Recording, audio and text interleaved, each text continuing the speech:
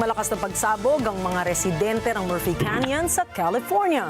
Ano naman kaya ang pinagmulan ng pagsabog na ito? Ang detalye po ng balita, ibabahagi maya-maya.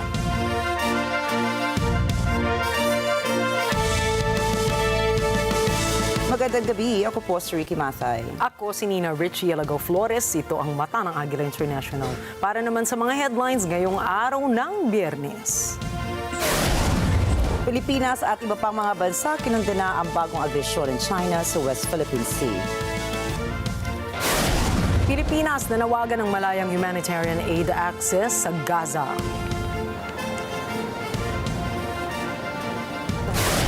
Former Thai Prime Minister Yingluck Shinawatra pinagmumulta ng korte dahil sa rice scam. Mga foreigners bawal nang mag-enroll sa Harvard University. At 4 patay sa pagguho ng lupa sa Southern China. 他回到了山脚下的河谷的位置，目前。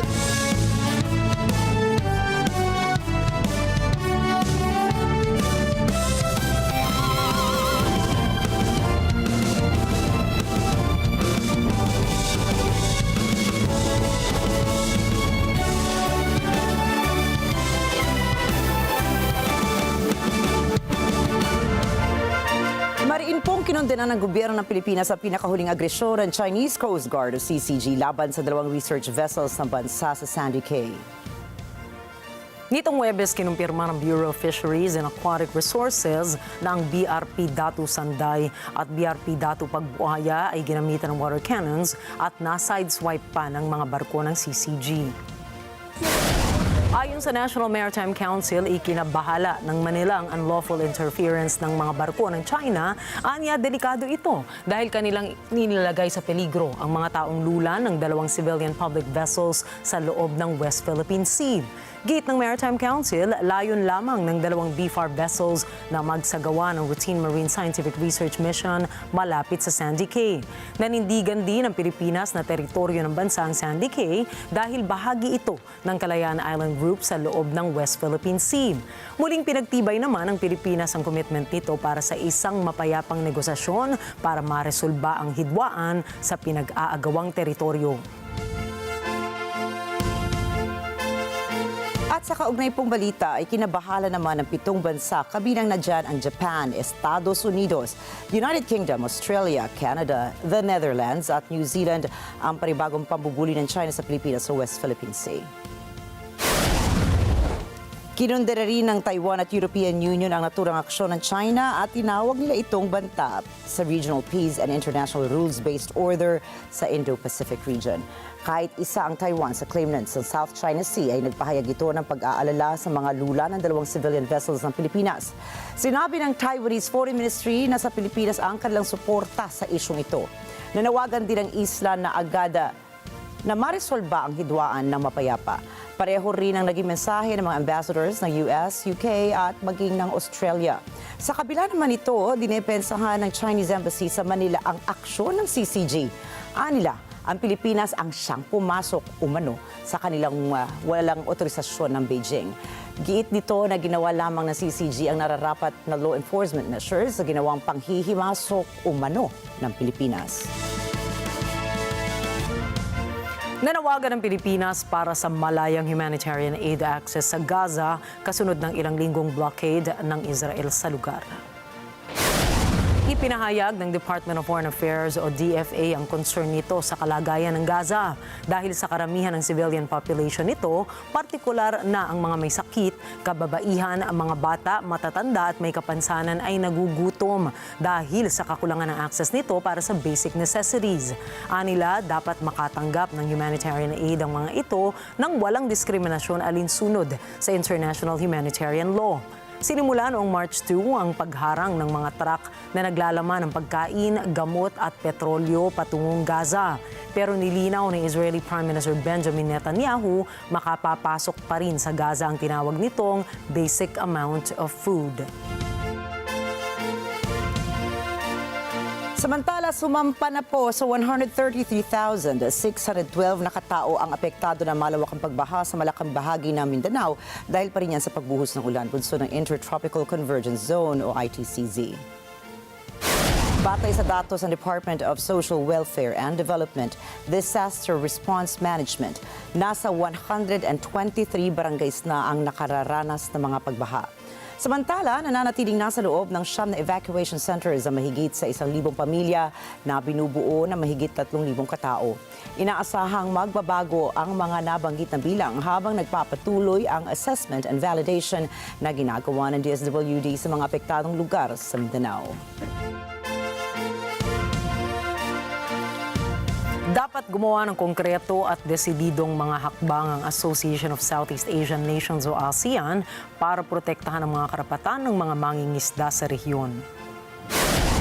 Yan ang pahayag ni National Security Advisor Eduardo Año matapos niyang mapansin na ang mga stock ng isda sa katubigan ng Southeast Asia ay bumaba na hanggang 90% mula noong taong 1950. Bumaba rin anya ang catch rate o bilang ng mga nahuhuling isda, naging 66% hanggang 75% na lamang ito sa nakaraang 2 dekada.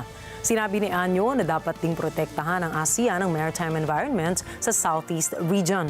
Ang mga aktibidad anya gaya ng illegal na giant clam harvesting, dredging at pagtatayo ng mga artificial na isla ay seryosong nakasisira ng mahigit sa 160 square kilometers ng mga coral reef. Napakahalagaan niya na matukoy ang mga pangunahing dahilan na nagdudulot ng pagbagsak ng mga stock ng isda at iba't ibang uri ng yamang dagat. Hinimok din ang opisyal na umaksyon ng ASEAN dahil ang seguridad sa pagkain ng rehiyon at ang kabuhayan ng milyon-milyong mamamayang ASEAN na umaasa sa pangingisda para sa kanilang kita ay nanganganib.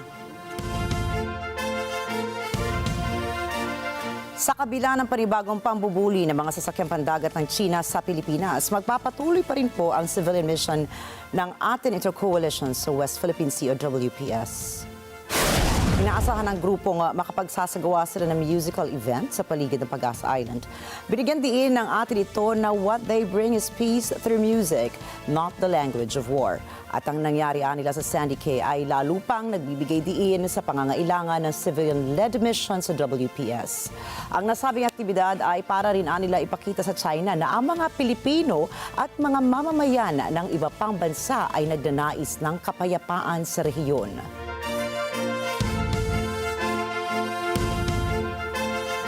Asahan na sa susunod na linggo ay magpapatupad ng dagdag bawas sa presyo ng mga produktong petrolyo.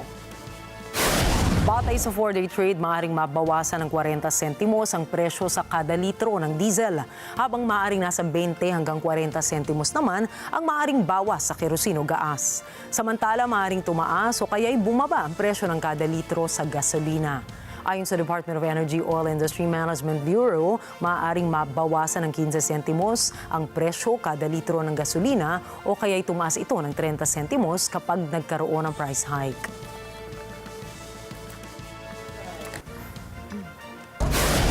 Susunod, former Thai Prime Minister pinagmumulta ng korte dahil sa scam. Investigasyon para sa palyadong launching ng warship ng Pyongyang sinimulan na. At mga foreigners, bawal na mag-enroll sa Harvard. Detalye po ng mga balitang yan sa pagbabalik ng Mata ng Agila International.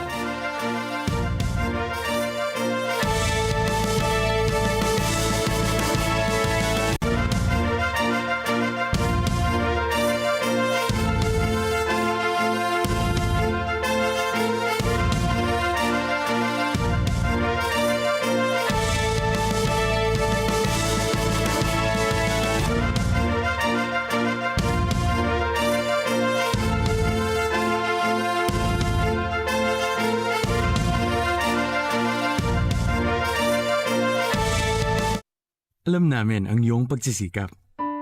Dama namin ang iyong mga sakripisyo. Kita namin ang pagharap mo sa bawat pagsubok. Kaya sa kabila ng mga hamon ng buhay, nandito kami para umalalay.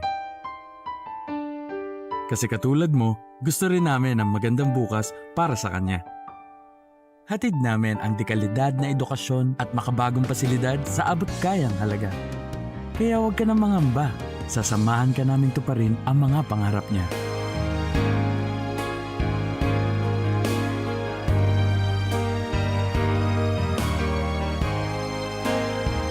Inaasahan mong sulit dito ang mga pinagsikapan mo. Sa aming mga makabagong pasilidad at sistema ng edukasyon. Mailalabas natin ang aking talino at mga kakayahan niya. Kahit sa munting halaga, makakasiguro ka na makakasabay siya sa mabilis na pag-ikot ng mundo. Sa New Era, karamay mo kami sa bawat hamon. Kaagapay mo kami sa bawat hakbang. Kasama mo kami sa bawat ngiti at tagumpay.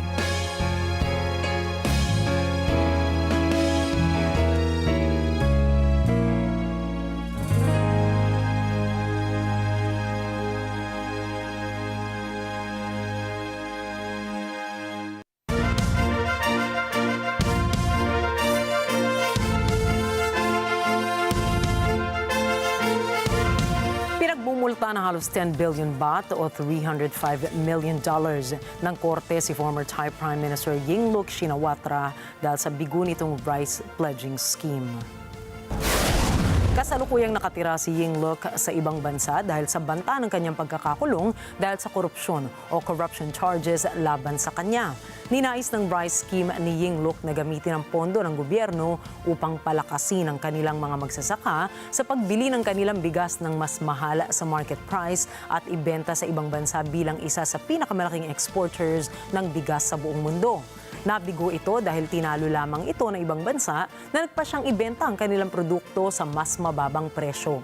Si Yingluck ang tita ng kasalukuyang punong mahistrado ng Thailand na si Paitongtarn Shinawat at ang pang-apat na nakapagsilbi nilang Prime Minister sa kanilang pamilya. Samantala, sinimulan na po ng Pyongyang ang kanilang investigasyon sa tumagilid nilang warship. Ayon sa North Korean state media, lumabas sa pagsusuri ng mga investigador na walang butas ang warship nang inilunsad ito noong May 21. Nanindigan ng North Korea na isang pananabutahe ito kung saan tinawag naman ni North Korean leader Kim Jong-un na isa itong criminal act. Anya, pananagutin nito ang mga kriminal na nasa likod ng aberya.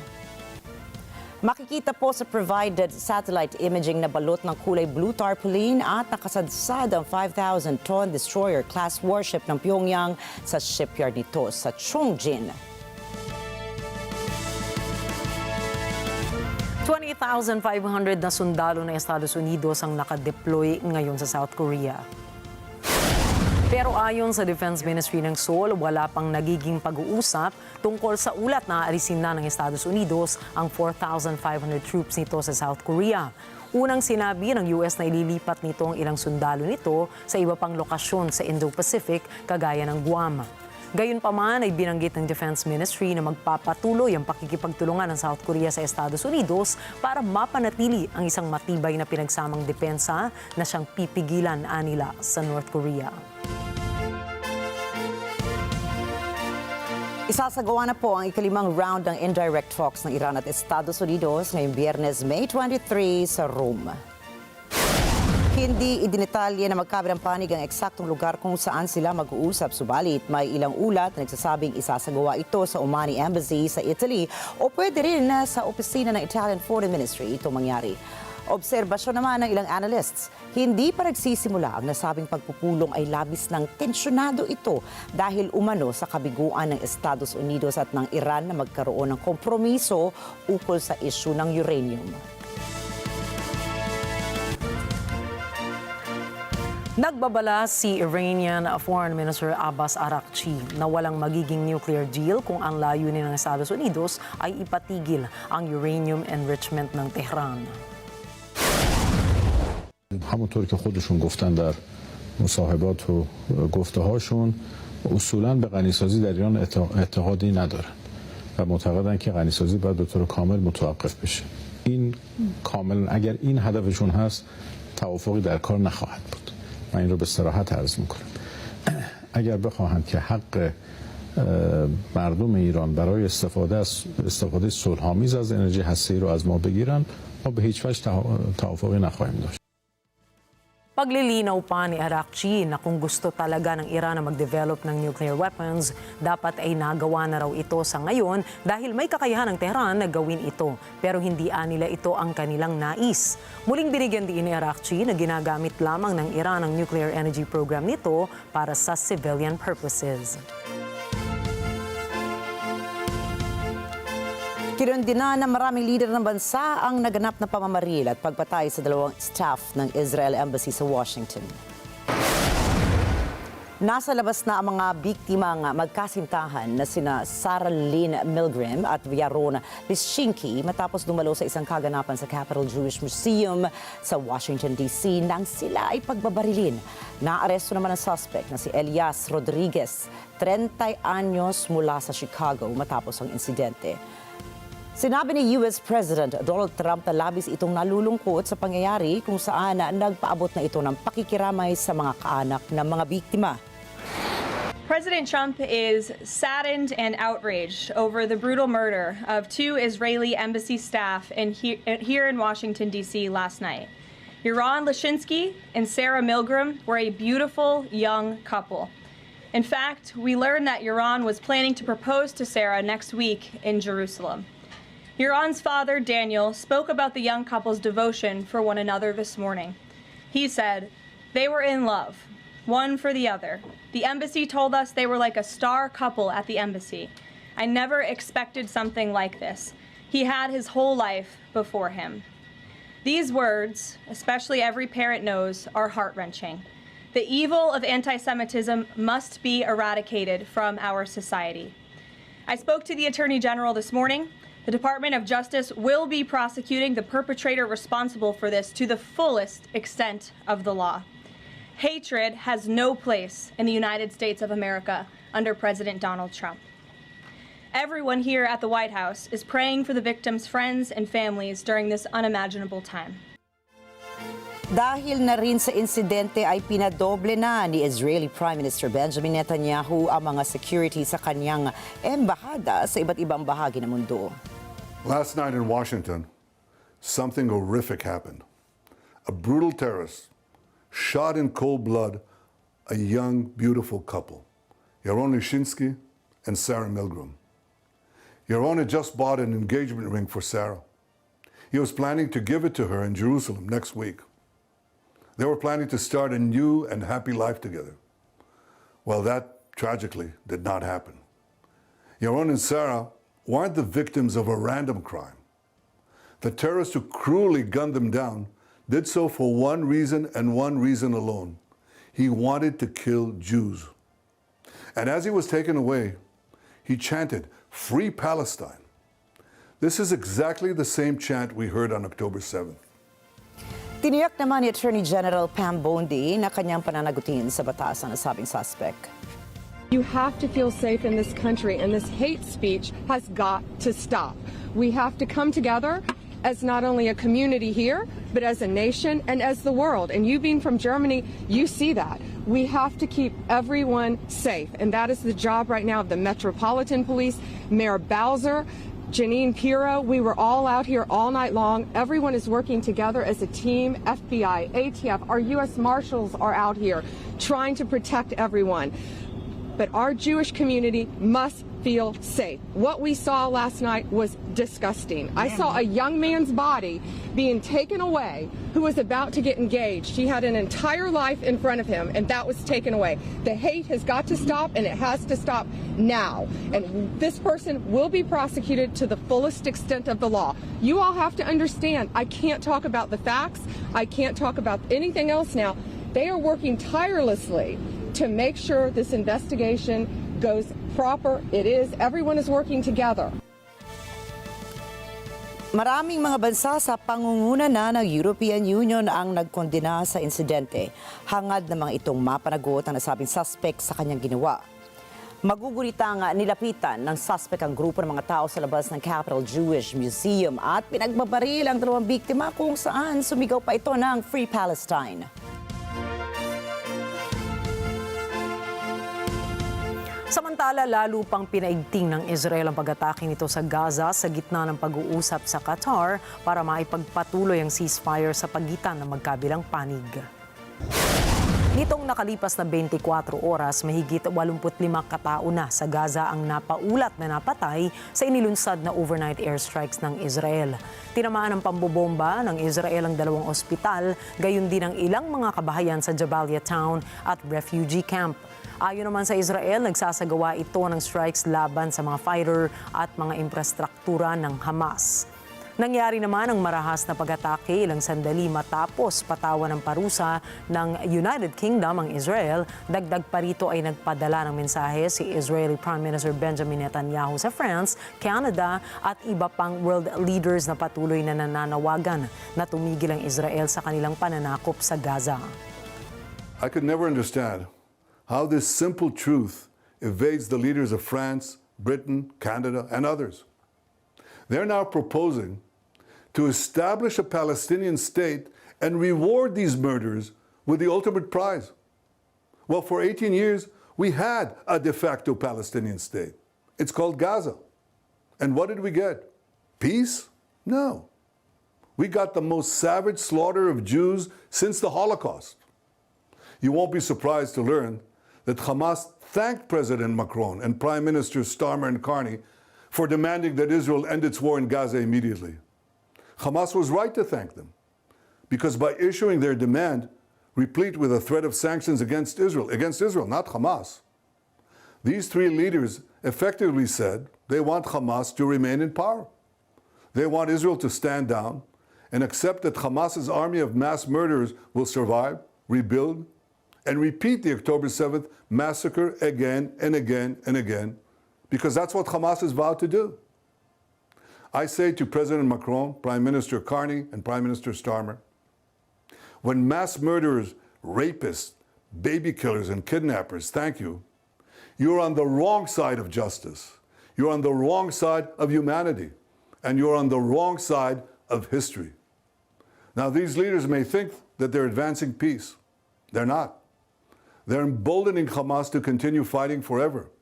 And they give them hope to establish a second Palestinian state, from which Hamas will again seek to destroy the Jewish state. And mind you, it's not going to be a state free of Hamas. When you establish a Palestinian state, we've seen it. The radicals take over. Iran sends them in, and they take over. So don't give us this talk. It'll be a peaceful Palestinian state. It won't be.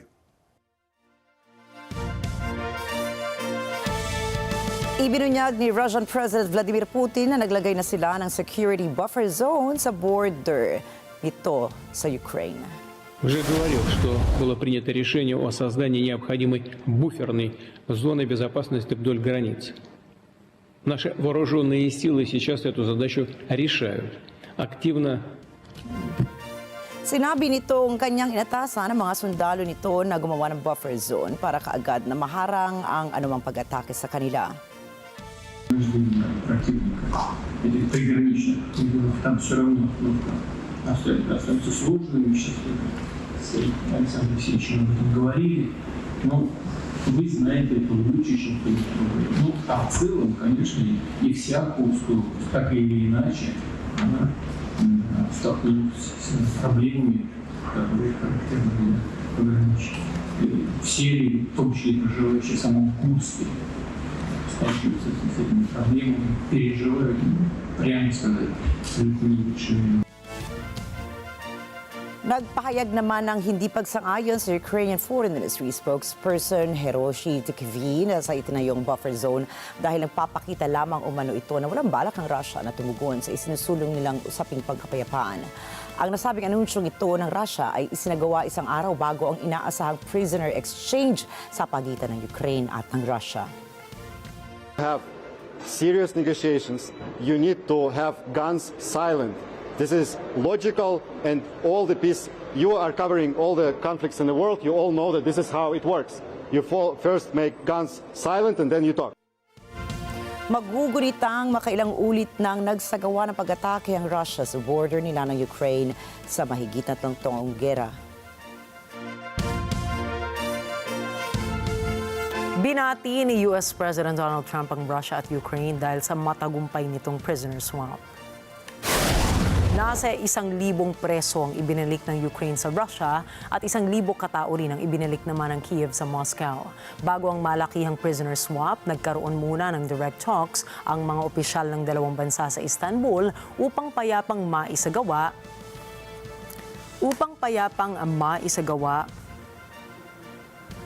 ang kanilang kasunduan.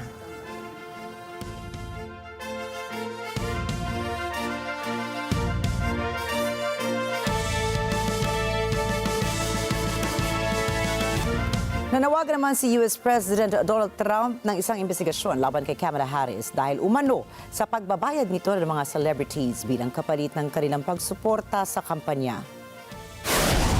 Sa isang post sa Truth Social, sinabi ni Trump na bawal sa mga kandidato ang magbayad para sa endorsements, bagay na umano'y ginawa ni Harris sa pamamagitan ng pagbabayad umano para sa entertainment. Maaalalang nakipagtulungan si Harris sa mga sikat na personalidad katulad ni Beyonce, Oprah Winfrey and Bruce Springsteen. Kinumpirma ni Winfrey na nakatanggap siya ng $1 million bilang bayad sa produksyon ng isang event para sa kampanya. Pinabulaanan naman ng kampo ni Harris ang usap-usapang $10 million ang binayad kay Beyonce para sa endorsement. Paliwanag ng kampo ni Harris, legal at malinaw ang lahat ng kanilang gastusin at tanging isang $75 na endorsement-related na gastos lamang ang naiulat sa kanilang opisyal na records.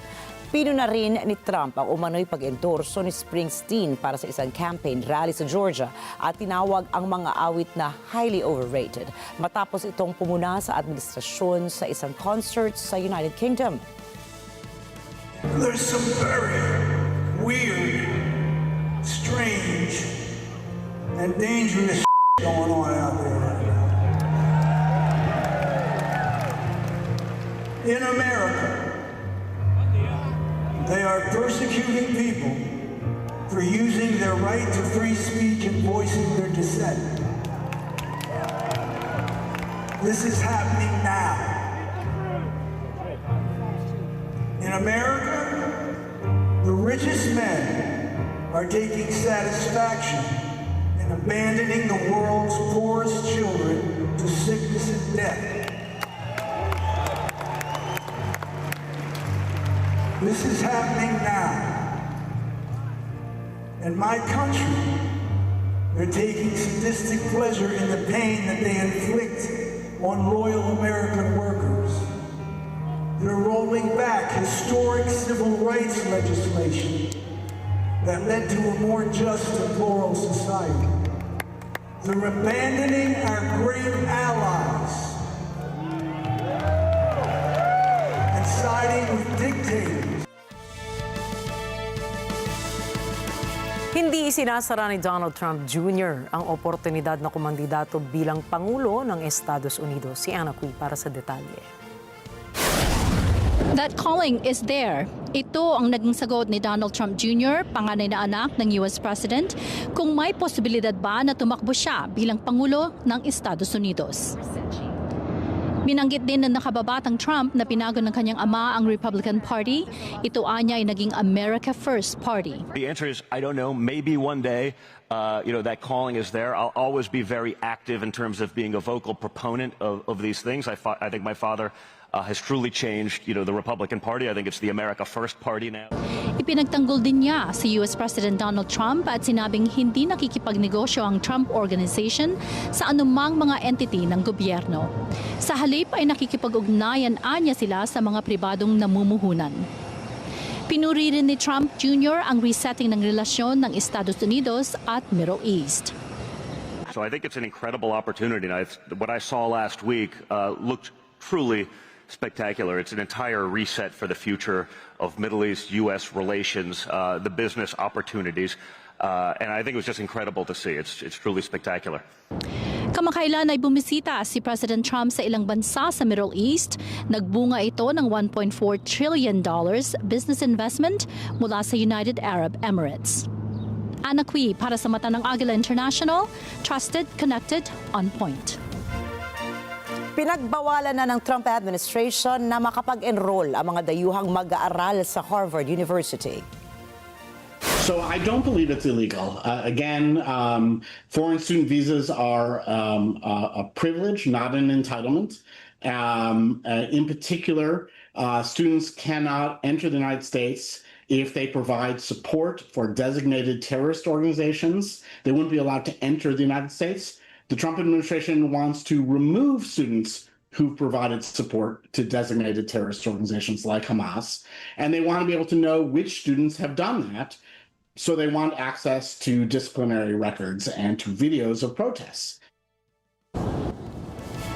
Ayon sa U.S. Department of Homeland Security, ang mga natitirang foreign students ay dapat lumipat na kung ayaw nilang mawala ang kanilang legal status. Mahigpit na ipinag-utos ni Homeland Security Secretary Christine Noem sa kanyang mga tauhan ang pagtanggal ng Student and Exchange Visitor Program certification ng Harvard. Sa sulat ni Noem sa Harvard ay inakusahan ito ang universidad sa hindi pagiging ligtas lalo na sa mga Jewish students na nagsusulong ng simpatya sa mga Hamas. I think the Trump administration is trying to remind elite institutions in the United States that they are the beneficiaries of very large subsidies from taxpayers. And so they do have to serve American interests. They are not global institutions, or if they wish to be global institutions, then they have to give up access to very large taxpayer subsidies. I think the Trump administration is demonstrating that they're going to prevail in this fight with Harvard. I know that people think Harvard has over $50 billion in endowment and they're, have this status and this history. That's all true, but the federal government is bigger and richer and will prevail here in this fight. And I think Harvard understands that, and really all that they're doing is positioning for a better deal. And so the litigation that Harvard has been pursuing is just to try to get a better agreement with the administration. And I suspect that's ultimately where we're going to end up. There will be an agreement between Harvard and the Trump administration, and it will be a reasonable deal that will allow Harvard to move forward and offer a quality education. So none of this is catastrophic. It is just a fight for positioning for a better deal for each side.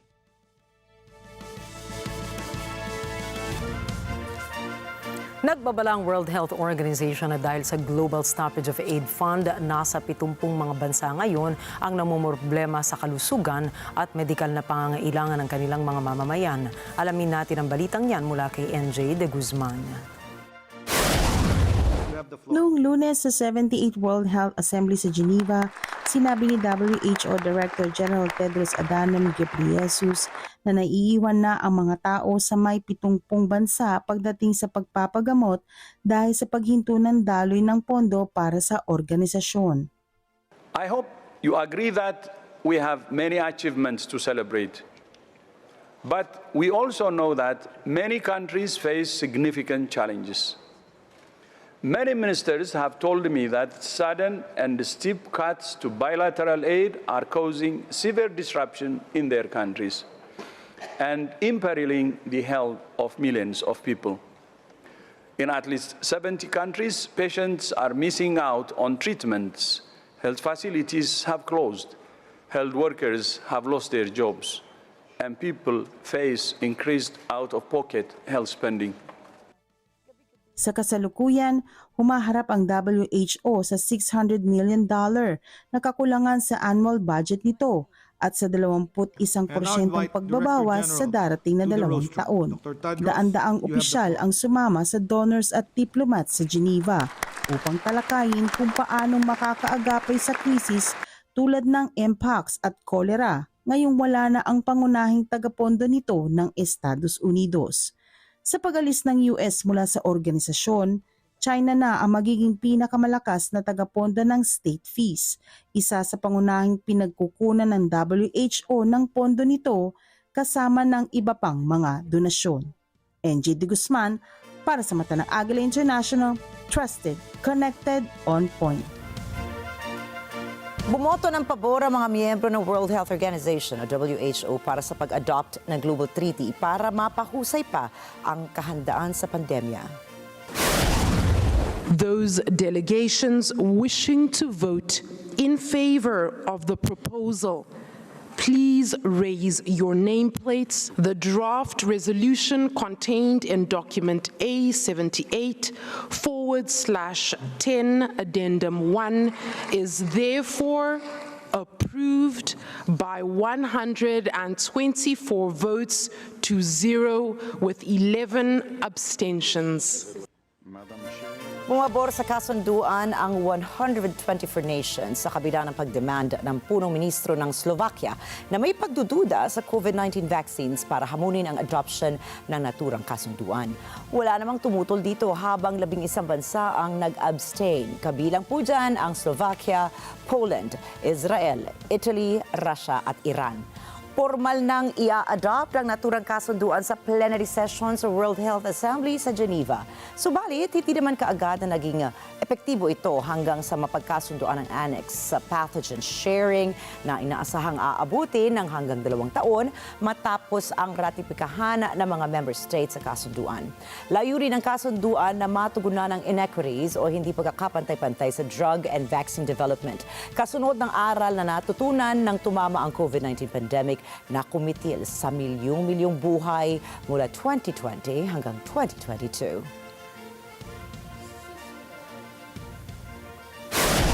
Susunod, private jet bumagsak sa San Diego, California. Xiaomi nilabas ang pinakamaliit nilang microchip. At Alex Ayala naghahanda na para sa French Open. Mga detalye po ng mga balita niyan at iba pa mga balita sa pagbabalik ng Mata ng Agila International.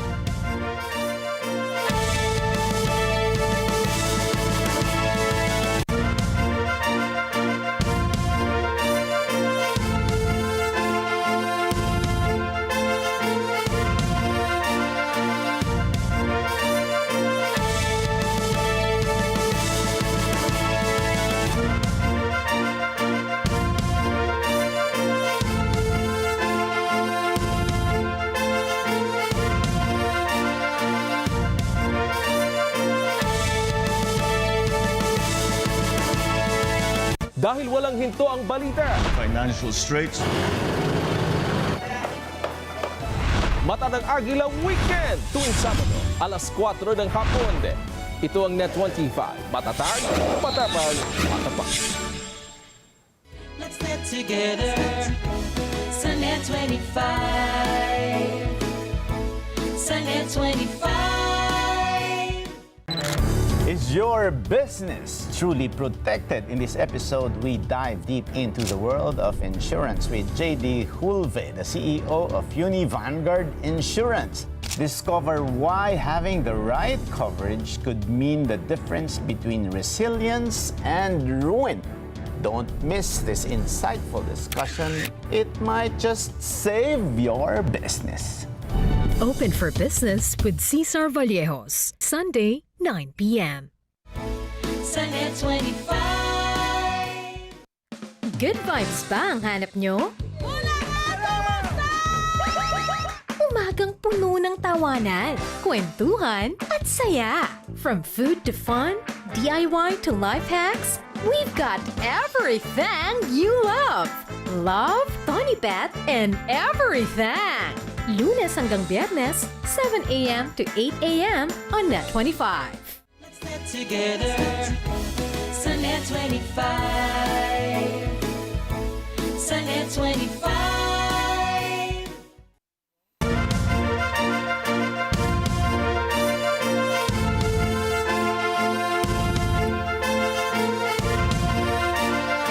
At nagbabalik ang Mata ng Agila International sa pagpapatuloy po ng ating mga balita ngayong gabi. Hindi naman nakaligtas ang 6 na sakay ng private plane na bumagsak sa residential area sa San Diego, California, USA. Kabilang sa nasawi ay ang band drummer na si Daniel Williams na napaulat na nasa cockpit nang naganap ang insidente. Kinumpirma naman ng sound talent group na kasama rin sa nasawi sa plane crash ay ang co-founder nito na si Dave Shapiro at 2 nitong empleyado.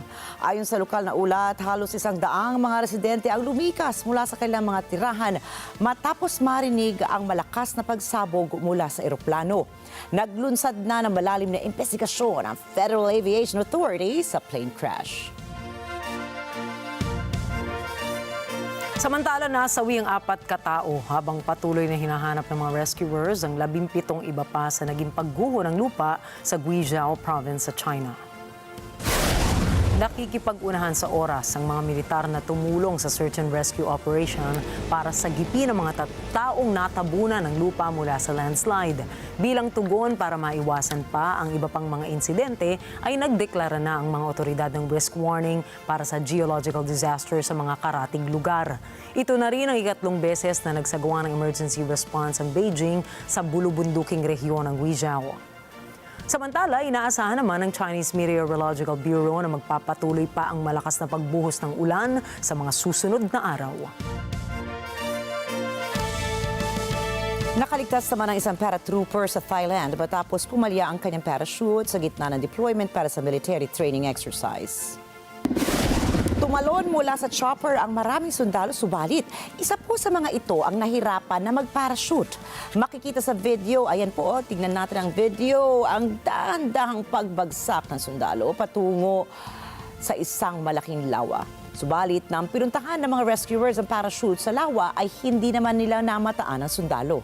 Nakumpirma na lamang sa huli na ligtas na nakababa ang sundalo sa ligtas na lugar. At ang natagpo ang parachute sa lawa pala ay yung pumalyang parachute nito.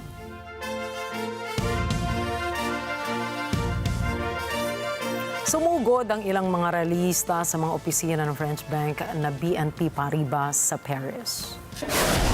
Inakusahan ng grupo ang bangko ng pagpopondo sa pagpapalawak ng fossil fuel ng French energy giants na Total Energies. Agad na humingi ng tulong ang bangko sa mga pulis para mapaalis sa mga climate protesters.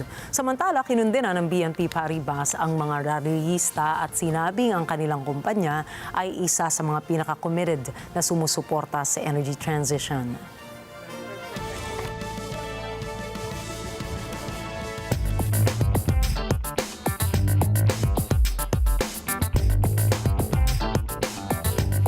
Tiniyak ng China na magkakaroon ng close communication ng Beijing at the Netherlands sa larangan ng semiconductors.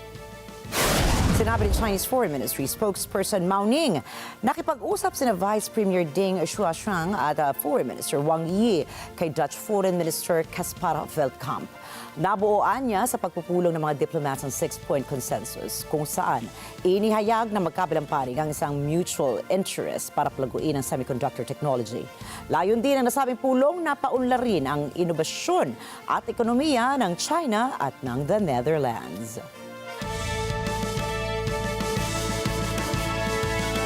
Naramdaman na ng Nike ang epekto ng dagdag taripa ni US President Donald Trump.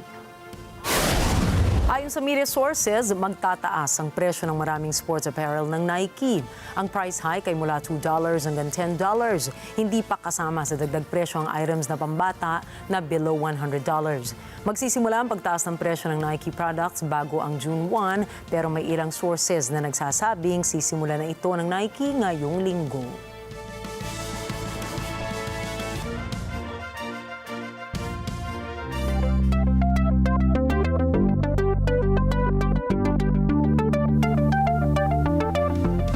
Inilabas na po ng Xiaomi ang sarili nitong dinevelop na 3nm mobile chip dubbed Xstring 01. Ayon sa Chinese firm, ito na ang pinakamaliit na kanilang inilabas na mobile chip. Giit pa ng Xiaomi, kahit maliit ito, ay malakas ang performance ng kanilang chip dahil anila ito ay may 10-core CPU at 16-core GPU.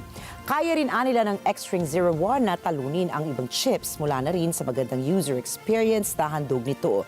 Plano ng Xiaomi na i-mass produce ito at gamitin para sa kailang Xiaomi 15S smartphone and Xiaomi Pad 7 Ultra tablet. Nakumpleto ng space crew ng Shenzhou 20 ang kanilang unang spacewalk.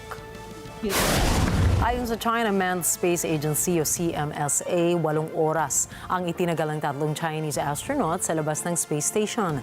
Nag-install sila ng debris shielding device at nag-inspect ng external equipment.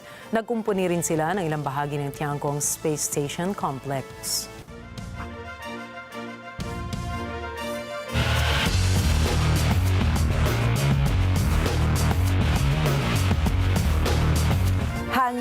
Handa na si Pinay tennis star sa kauna-unahang pagsabak nito sa French Open. Sa isinagawang draw ay makakaharap nito sa first round si Emiliana Arango. Ang 24-year-old na si Arango ay isang right-handed tennis player at siya ay nasa rank 88. Siyempre po, ang sinasabi nating Pinay tennis star ay walang iba kundi si Alex Ayala. At kumpara kay Ayala na nasa rank 69 na nagkampiyon si Arango ng 3 singles titles sa ITF circuit.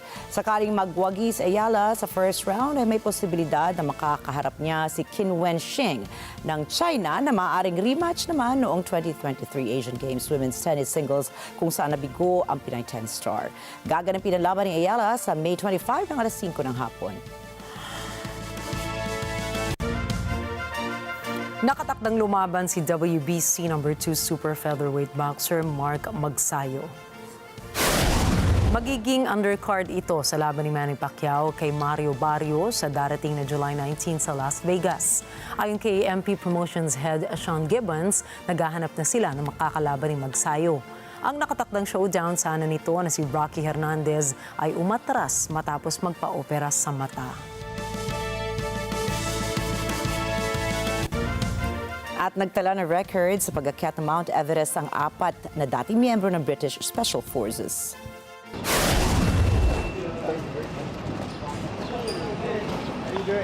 So how does it feel the 19 times? Like you're... Oh, it's brilliant. I mean, it's to come to Nepal with a with a client Richard here to help him fulfill his dreams, to be with the Nepalese people who are so warm of heart, so generous, to work with my Sherpa friends Dorji. It's great, absolutely great. I love coming to Nepal. I love Nepal.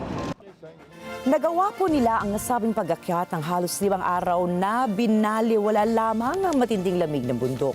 Kadalasan kasi naaabot ng 6 hanggang 8 linggo ang mga climbers bago maabot ang tuktok ng Mount Everest.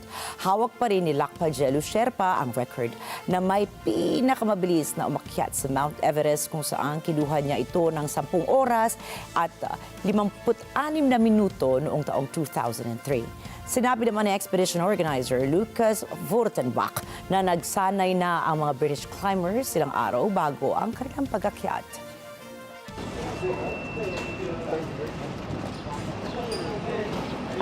There you go. Thanks.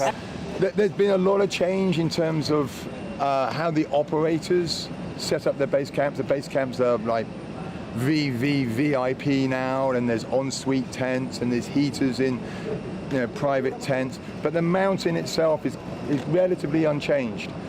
There is effects, the glaciers are shrinking, they're getting smaller, there's more rockfall perhaps now, which is a big concern because global warming is a real thing and it's affecting glaciers in Europe, in South America, in the Himalayas, and this is going to be a big problem in the next 10 years for sure. I've got your name in there. Namayagpag sina Shai Gilgeous-Alexander at ang Oklahoma City Thunder laban sa Minnesota Timberwolves sa Game 2 ng Western Conference Finals. Nasa OKC Thunder na ang 2-game series lead matapos formal lang tanggapin ni Shai Gilgeous-Alexander ang 2024-2025 Kia NBA Most Valuable Player Trophy. Nangyari ito sa likod ng stellar performance ng reigning MVP of the season na si Gilgeous-Alexander na nagbaba ng 38 points, 8 assists at 3 rebounds. Inalalaya naman siya ng tambaling Jalen Williams na may 26 points, 10 rebounds at 5 assists at Chet Holmgren na may 22 points. Sa panig naman ng Minnesota ay hindi matapatan ni Anthony Edwards at Julius Randle ang naging opensa ng reigning 1 seed. Nagtapos si Edwards ng may 32 points, 9 rebounds at 6 assists habang si Randle naman ay tila ng hina at nag-ambag lamang ng 6 points, 5 rebounds at 5 assists. Diretso naman sa Target Center Minneapolis ang dalawang koponan para sa Game 3 ng Western Conference Finals Series. Defense and a steal. Williams to Holmgren. Blocked by Reed. Williams puts it up and in on the follow. Multiple efforts from Jay.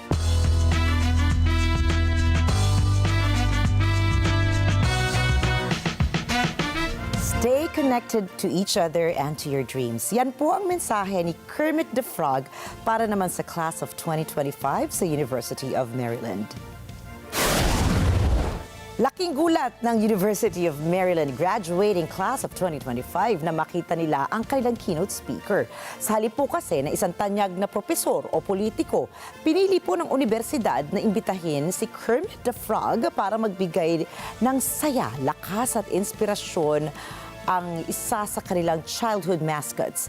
Kilala si Kermit the Frog sa parteng ito ng Baltimore dahil lumabas ang kanyang TV series na The Muppets sa PBS o Public Broadcast System na isang free public education channel para sa mga residente ng naturang syudad ng Maryland. Ilang linggo bago nito ay pinirmahan ni President Donald Trump ang isang executive order na magtatanggal ng pondo sa NPR at maging sa PBS na mga public available radio and broadcast channels dahil umano hindi daw pabor sa kanya mga paksang tinatalakay nito. Marami sa student body ang nagdala ng kanilang mga Kermit the Frog duels at nagsuot ng Kermit pins sa kanilang graduation robes para gunitahin ang okasyon. It's important to stay connected to your loved ones, stay connected to your friends, and most of all, stay connected to your dreams. No matter how big, no matter how impossible they seem. The truth is, dreams are how we figure out where we want to go, and life is how we get there. And your dreams. Because, like a movie, write your own ending. Keep believing. Keep pretending. You've all done just what you set out to do.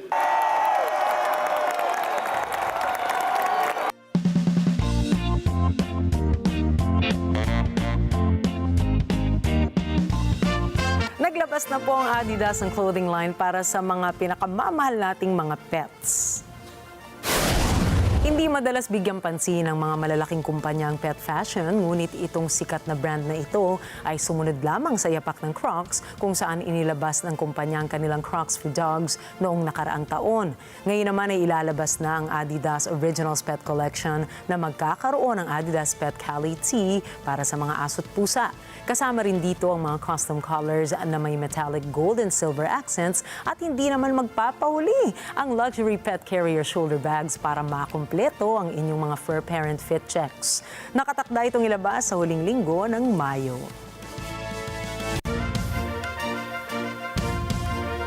At inaasahan na sa katapusan ng buwan ng Mayo ay magsasagawa ng boxing match hindi po sa pagitan ng dalawang boksingero kundi sa pagitan ng dalawang robots. Susubukan kasi ng Hangzhou-based company na Unit 3 ang performance ng kanilang G1 robot sa ganitong uri ng sports. Paliwanag ng Unit 3, equipped ang robot na motion capture system para matuto sila mula sa mga video na kanilang makukuha mula sa boxing match. Samantala, ang mananalo sa laban sa loob ng boxing ring ay tatanghaling Iron Fist King.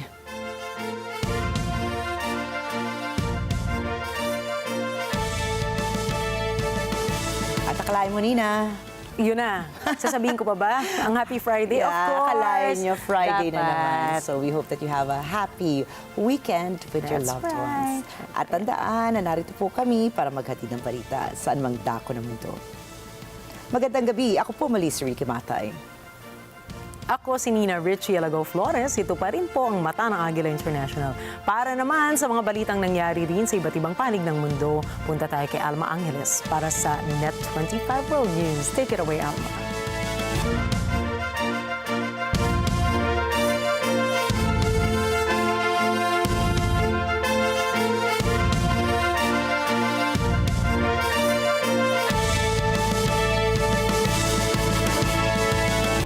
Thank you, Nina and Rikki. Good evening, everyone. I'm Alma Angeles for NET25 World News.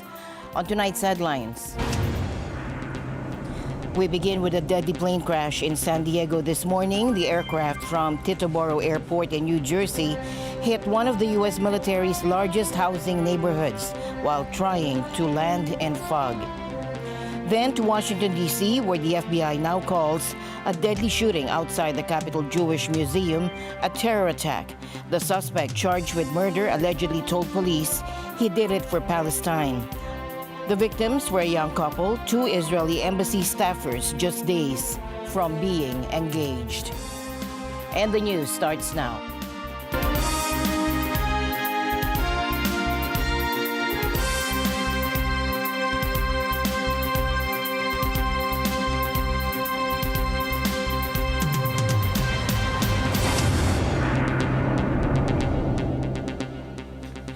And we begin tonight with a truly horrifying scene in San Diego.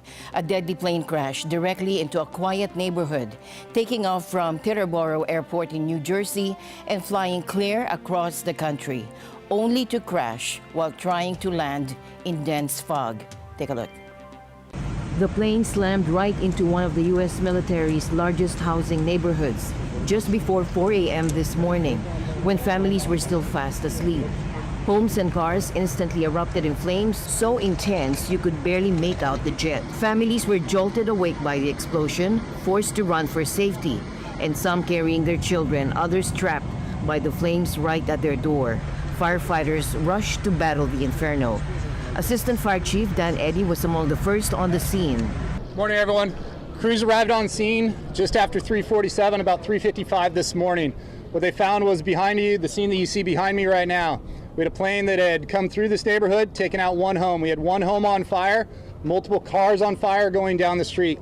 We initiated what's called an Alert 5, which is an upgraded for a plane off the runway. We started the Alert 5, followed that with a second alarm to ensure we had all the units here. It's 3:45 in the morning. Our worry was the fact that people are home, people are living in their houses, and we want to ensure that we had all that done. The mangled wreckage now lines the street, but in what authorities are calling a miracle, all the fatalities appear to be from on board the plane. Remarkably, no one on the ground was killed, even with homes and cars engulfed in fire. Tonight, the investigation is underway with questions emerging about who was on board that jet and chilling details about the pilot's last communications. Officials are confirming the casualty numbers. All right, so we had 8 injured and we had 2 fatalities is where we're currently at right now. So 8 injured, 2 fatalities. One of those injuries was transported. That's our current numbers. We're still assessing. And the dense fog early this morning is a key part of the investigation. When I came in this morning at about 4 o'clock, there was very dense fog as we came in. And some of the individuals are here were the same time. It was dense fog throughout the whole plateau that we had up here. We do have a clipped power line behind us. NTSB and FAA are looking into that to see if that was part of the problem as it came in. This is a military neighborhood, and officials say the crash spread so much jet fuel across those front yards. They had to approach it as if it were a wildfire. While there were no fatalities on the ground, 8 people were injured. The scene is one of utter destruction and one home permanently ripped open.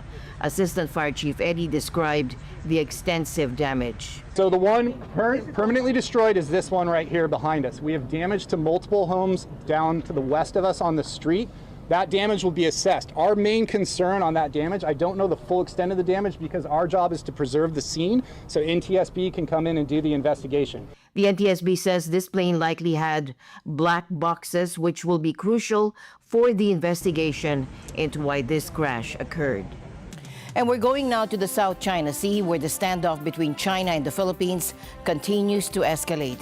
It seems there's no end in sight to the rising tensions, as both nations traded sharp accusations today following a dangerous confrontation in the contested waters. The latest incident unfolded on Wednesday, and the Philippines is condemning what it calls aggressive actions by the Chinese Coast Guard. The Philippine Bureau of Fisheries and Aquatic Resources says the lives of a civilian crew were put at grave risk when Chinese vessels fired water cannons and even sideswiped their vessel, the Datu Sandai, as it conducted marine research near a disputed reef. BFAR says their ships had never faced water cannons in that area. But China is telling a very different story. The Chinese Coast Guard claims 2 Philippine vessels illegally entered waters near Subi Reef and Sandy Cay, and that personnel tried to land on Sandy Cay. They say their Coast Guard responded with professional and lawful control measures. China also said a collision occurred because one of the Philippine vessels ignored multiple warnings and approached a Chinese ship, dangerously, placing full responsibility squarely on the Philippines. Interestingly, the Chinese statement made no mention of water cannons. The U.S. has weighed in with U.S. Ambassador to Manila Mary Kay Carlson describing China's actions as aggressive, posting on X that they recklessly endangered lives and threatened regional stability. The Chinese Coast Guard has already spoken on the matter and released a video of the scene. Facts speak louder than words. The Philippines did not listen to the Chinese side asking repeatedly not to send people illegally to the Taisian Reef in China. China's Nansha Islands, which seriously violates China's sovereignty and seriously violates the Declaration on the Conduct of Parties in the South China Sea. The Philippine side should immediately stop its infringement and provocation. Otherwise, the Chinese side will resolutely respond. We advise the United States to not use the Philippines to stir up trouble in the South China Sea and not to undermine peace and tranquility in the South China Sea. I think I would like to believe that our crew remains to have a very high, remains to be on high morale. They are proud of what they are doing, and this kind of harassment will never break their spirit in continuing their patriotic duty in supporting the government for marine scientific research. We believe that it does not have any strategic gain on our part kung gagayahin natin sila. We just have to maintain our moral high ground, that we are law abider and we are upholding the international law. Sandy Cay is particularly sensitive. Located near Thitu Island, the largest feature the Philippines occupies in the Spratly Archipelago, and an area also claimed by China, Malaysia, Taiwan, Vietnam. Just last month, China stated its Coast Guard had landed on Sandy Cay as part of sovereignty operations, though the Philippines denied Beijing seized control. China, of course, claims sovereignty over nearly all of the South China Sea. And tonight, a horrifying development out of Washington, D.C. The deadly shooting outside the Capitol Jewish Museum is now being officially called a terror attack by the FBI. And late today, the suspect has been formally charged with murder. Here's more. These two Israeli embassy staffers were killed by a lone gunman while leaving an event outside Washington, D.C.'s Capitol Jewish Museum on Wednesday night, officials said. Yaron Lashinsky and Sarah Lynn Milgram were soon to be engaged, according to people who knew them, who also said the couple was committed to building bridges between Arabs and Jews in hopes of ending bloodshed in the Middle East. Police identified the suspect as 30-year-old Elias Rodriguez from Chicago and said he chanted "Free, Free Palestine" after being taken into custody. Free, free Palestine! Police say the suspect had fired at a group of 4 people with a handgun, hitting the 2 victims. He's been charged with first-degree murder. 31-year-old Elias Rodriguez of Chicago, Illinois, is now charged by complaint after his initial appearance before U.S. Magistrate Judge Matthew Sharbaugh with the following: murder in the first degree for the murder of 30-year-old Yaron Lashinsky, a foreign official and official guest of the United States. Mr. Lashinsky was here on official business for the State of Israel. The defendant Rodriguez is also charged with 2 counts of murder in the first degree for both Yaron Lashinsky along with 26-year-old Sarah Lynn Milgram of Kansas. Israel faces sustained international condemnation for its escalating Gaza military offensive, while Jewish advocacy groups have warned of a rise in anti-Semitic incidents globally. Here's Ayelet Razin, a friend of Milgram in Tel Aviv. They had nothing to do with Israel or Israelis' government policy, the war, nothing. Investigators on Thursday pored over apparent writings and political affiliations of the suspect and searched his apartment in Chicago. FBI Director Kash Patel called the bloodshed an act of terror, as did Israeli Prime Minister Benjamin Netanyahu. White House Press Secretary Caroline Leavitt on Thursday said U.S. President Donald Trump was saddened and outraged by the shooting. The evil of anti-Semitism must be eradicated from our society. Hatred has no place in the United States of America under President Donald Trump. I'm talking to him and I'm like, so do you like the museum? Witness Katie Kalisher told Reuters she was among people in the museum Wednesday night who were chatting to a man who entered looking very scared after gunshots were heard outside. So he pulls out his keffiyeh and he says, I did it. I did it for Gaza. Free, free Palestine. And he's chanting this. And then suddenly the police come in and they arrest him. The museum event for young diplomats was hosted by the American Jewish Committee, an advocacy group that supports Israel and confronts anti-Semitism, according to its website. And now, a somber update from southeastern Australia, where the toll from widespread flooding continues to rise. Another life has been lost in the devastating floods. The body of a man was found in a car trapped in floodwaters earlier today, Friday, bringing the death toll to 4. 3 days of relentless rain have truly transformed the landscape, cutting off entire towns, sweeping away livestock, and destroying homes. You can see cars submerged up to their windshields and streets turned into rivers. Emergency services say about 50,000 people are still isolated. And while some residents might be thinking of heading home, authorities are now warning to be extremely careful, telling them to watch out for dangers like snakes hiding in the flood waters. Even Prime Minister Anthony Albanese had to cancel his planned visit to Terry, one of the hardest hit towns, due to the impassable flood waters. This is a dangerous circumstance, and even when the rain stops falling from the sky, sometimes the waters keep rising for a period of time, and that is the case in the mid-north coast at this point in time. And a grim update from southern China. Deadly landslides fueled by heavy rains have claimed at least 4 lives, with 17 others still unaccounted for in Guizhou province. This disaster underscores China's growing vulnerability to extreme weather, as authorities warn of more frequent and unpredictable heavy rains due to climate change. And heading to the Atlantic, if you live along the coast, it's time to pay close attention to the skies. Now, U.S. government scientists are forecasting another active hurricane season for this year. Get ready for an above-normal Atlantic hurricane season. According to U.S. government scientists, the forecast released today predicts we could see anywhere from 3 to 5 major hurricanes this year. So we're predicting an above-average season once again, 2025 above average. And you can see the graphic up there. Specifically, there's a 60% chance of above normal season, 30% chance of a near normal season, and only a 10% chance to be below normal. So we're really looking at an above normal season once again. For the range of storms, we're calling for 13 to 19 named storms. That's when we get to 39 miles an hour when we name the storms. So 13 to 19 of those. Of these, 6 to 10 are forecast to become hurricanes. And that's when you get to the 74 mile an hour mark. And 3 to 5 is the number of major hurricanes. That's Cat 3 and above, with maximum sustained winds of 111 miles an hour or greater. The average is 14 named storms, 7 hurricanes, 3 major, so above the average. And when it comes to some of the factors that we see associated with hurricane season, we're not really seeing any changes in the numbers or even the strength when it comes to a warming of the planet. But we are seeing rainfall. We're seeing heavier rainfall rates. And you go to these communities, you're seeing some of the rainfall, warmer planet, the atmosphere holds more moisture. So you are seeing a situation where some of the rainfall rates are higher. And that's, once again, I stressed water huge in my comments.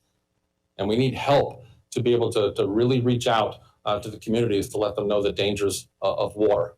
In a dramatic move, the Trump administration has effectively barred Harvard University from enrolling international students.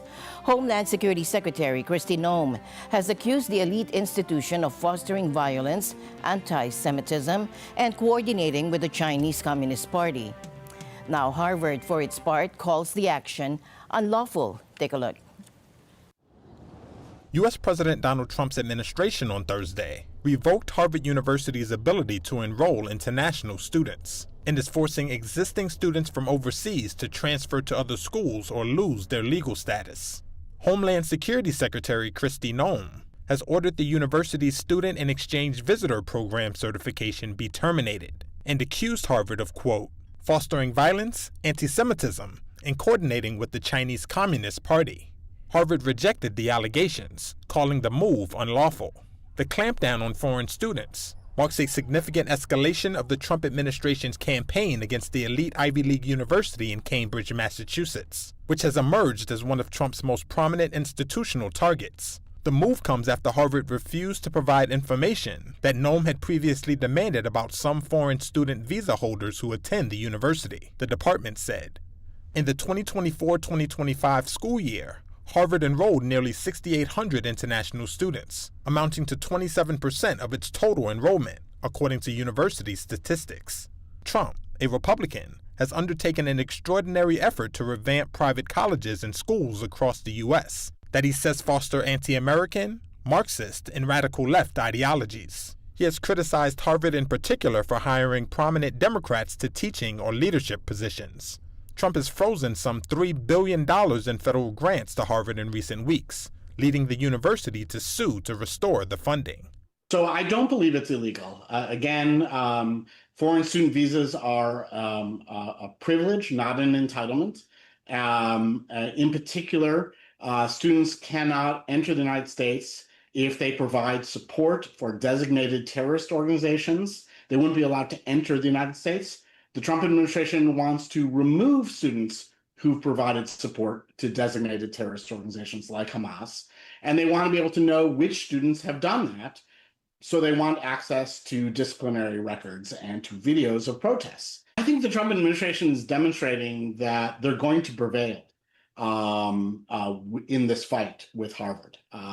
I know that people think Harvard has over $50 billion in endowment and they're, have this status and this history. That's all true, but the federal government is bigger and richer and will prevail here in this fight.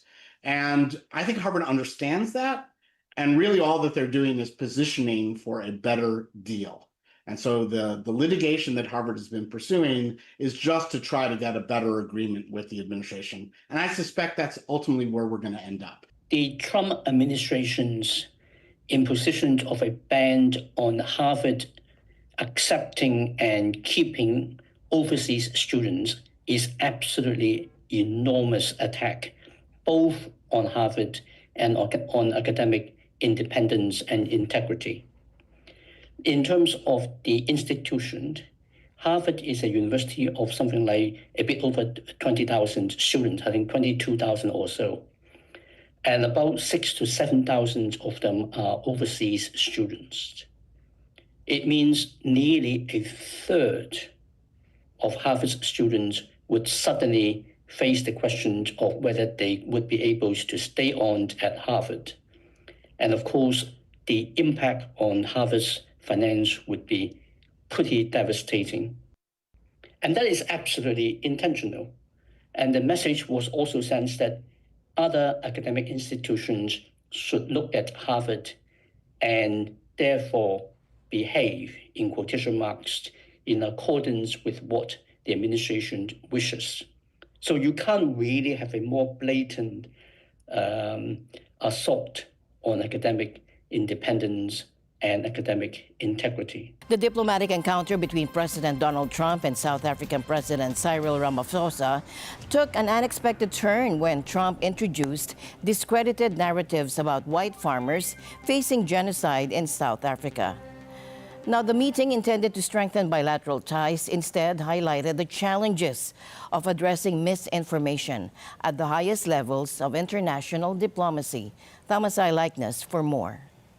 Ramaphosa tried to rebuff the assertions, but Trump frequently interrupted him, repeating the claims. But you do allow them to take land. No. You do allow them to take land. Nobody can and take then when land. they take the land, they kill the white farmer. And when they kill the white farmer, nothing happens to them. No. Trump had staff play a video consisting mostly of years-old clips of inflammatory speeches by some South African politicians that have been circulating on social media. He then presented an image that he said showed dead white farmers being buried. It turns out the screenshot came from a Reuters news video, and that video had been shot in the Congo, not South Africa. Political analyst Thorozani Chilanga Butao says Trump's remarks are not surprising. We have to accept that Trump isn't a fan of any country outside of the United States of America, and any opportunity that he gets to make allegations or to slander those countries, he will use that as a way to assert his control as a president. Ramaphosa had hoped to discuss trade and reset relations after Trump criticized South Africa. Instead, he found himself pushing back against Trump's false claims as the Oval Office meeting became more combative. Chilanga Butao says Ramaphosa is not alone in what seems to have become regular attacks on foreign leaders who meet with Trump at the White House. It's quite worrying, but the comfort we have in that is that we are not the only country who has been on the receiving end of allegations or an ambush. And so I think we have to just get comfortable with this uncomfortable position that the U.S. is finding itself in, but is also putting other countries in. She says Trump seems to be focusing on white genocide because South Africans like Elon Musk have his ear. On the streets of Johannesburg, people are not impressed by Trump's performance. I don't think we need to explain ourselves to USA. We know where we stand. We, as South Africans, we know there's no white genocide. It's amazing what he did, because like really those Americans, I think especially me, personally, I think Donald Trump, he thinks is a leader of the whole world. A spokesman for South Africa's opposition party, Economic Freedom Fighters, took aim at Trump's treatment of refugees. Sanawo Tambo says the U.S. is only helping people who don't need it, people like white South Africans. We should be concerned as humanitarians that the U.S. resettlement refugee program has been suspended for nations that genuinely need support for refugees, nations like Sudan, DRC, like Palestine, who need refugee resettlement, have got that cut off from them, and this has been given to one nation of people such as Afrikaners who are not suffering a genocide at all. Despite evidence to the contrary, Trump remains convinced that there's a wave of racial violence against white farmers.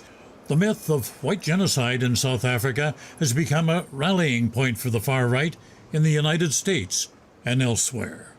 Thomas I. Likeness, NET25 World News. U.S. President Donald Trump is pushing forward with a bold and controversial plan that could fundamentally change America's defense strategy and reshape the future of outer space. It's called Golden Dome, a massive missile defense program. President Trump has long vowed to secure the homeland from missile threats. I promised the American people that I would build a cutting-edge missile defense shield to protect our homeland from the threat of foreign missile attack. And that's what we're doing. This week, President Trump unveiled more details for the $175 billion Golden Dome program, a vision aimed at blocking threats from nations like China and Russia. First ordered by Trump back in January, the design calls for a vast network of satellites, possibly hundreds, working together to detect, track, and potentially intercept incoming missiles. Space analysts are calling this a significant shift in geopolitics. Andrew Reddy, an associate research professor at the University of California, Berkeley's Goldman School of Public Policy, describes it as a sea of change. Traditionally, we've used space for intelligence, surveillance, reconnaissance capabilities, and now we're actually talking about assets that will be, living inside of space and performing a core, defensive purpose. There is a historical precursor to what we're seeing now, and it is Star Wars during the Reagan administration. And there are echoes of that program and what's being proposed.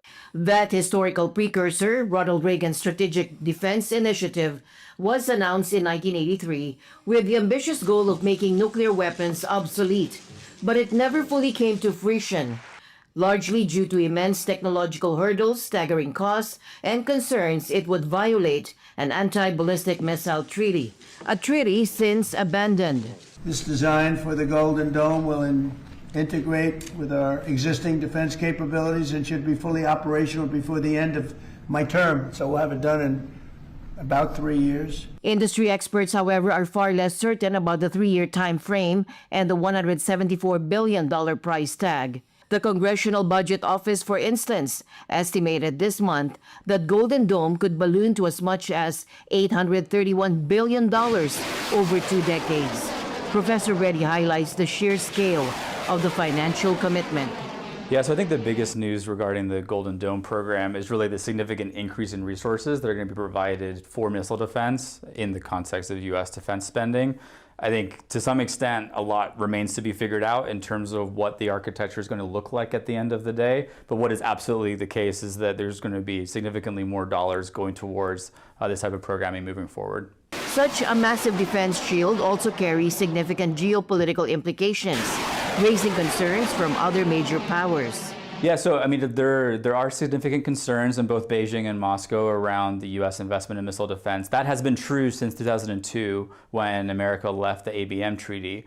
I think that ultimately what they fear, and what a lot of strategists fear who work on deterrence issues, is that there's kind of an incentive to potentially be more aggressive, given that you have this missile defense shield to fall back on. And so that's something that a lot of scholars and theorists are worried about. Indeed, this is timely. Dick Garwin just passed. One of his primary arguments with presidents over the last 5 decades has been really focused on the destabilizing consequences of building systems such as this. The idea for Golden Dome was inspired by Israel's land-based Iron Dome defense shield.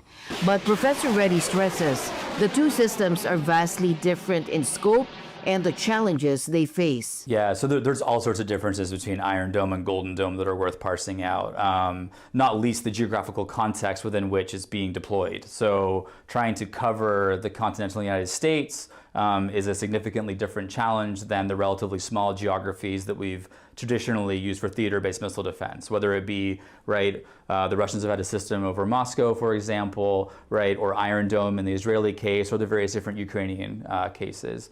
And so the geography is different. Also, the types of systems that it's defending against is also significantly different. Let's just take speed, for example, right? Scuds emanating from, Iran, the Houthi rebels, etc., going significantly slower than a ballistic missile. So a ballistic missile, as it's entering its terminal phase, is going Mach 12. Also, too, those warheads might have decoys on them. Oftentimes, there'll be multiple reentry vehicles, and so, right, a single missile will split into, right, multiple warheads, and you'll have to be able to take care of all of those. And so, there's a lot of really hard challenges as you look across the the missile defense problem space. I do think one of the U.S. Space Force General Michael Gutlin has been named by Trump as the lead program manager, a role widely seen as central to the president's military planning. The Golden Dome represents a monumental ambition with equally monumental challenges and potential consequences. And the news continues here on NET25. We'll be right back. Ramdam na ang tindi ng init ng araw. Para masigurong protektado ang ating kalusugan ngayong tag-init, narito ang ilang tips mula sa Department of Health. Kung maaari, huwag munang lumabas ng bahay tuwing matindi ang tirik ng araw. Siguraduhin din na lagi tayong nakakainom ng tubig, gumamit ng payong at sombrero, magdala din ng pamaypay. At para laging cool, samahan ng masayang talakayan ni na Ali Soto at Pat P. Daza dito sa ASPN. Ano sa palagay nyo? Lunes hanggang Biyernes, alas 8 hanggang alas 10 ng umaga, dito lamang sa NET25. Together sa NET25. This week, we're diving into the world of mompreneurs. The women building brands, launching businesses, and breaking boundaries while raising the next generation. How do they do it? What's the secret to balancing midnight feedings with morning meetings? Passion with patience and purpose with profit. We're taking honest struggles, powerful wins, time hacks, and the why behind a work-life blend. Dito lang yan, sa Ito Ang Tahanan tuwing Sabado at Linggo, alas 8 hanggang alas 9 ng umaga sa NET25. Let's net together sa NET25. May nanalo na!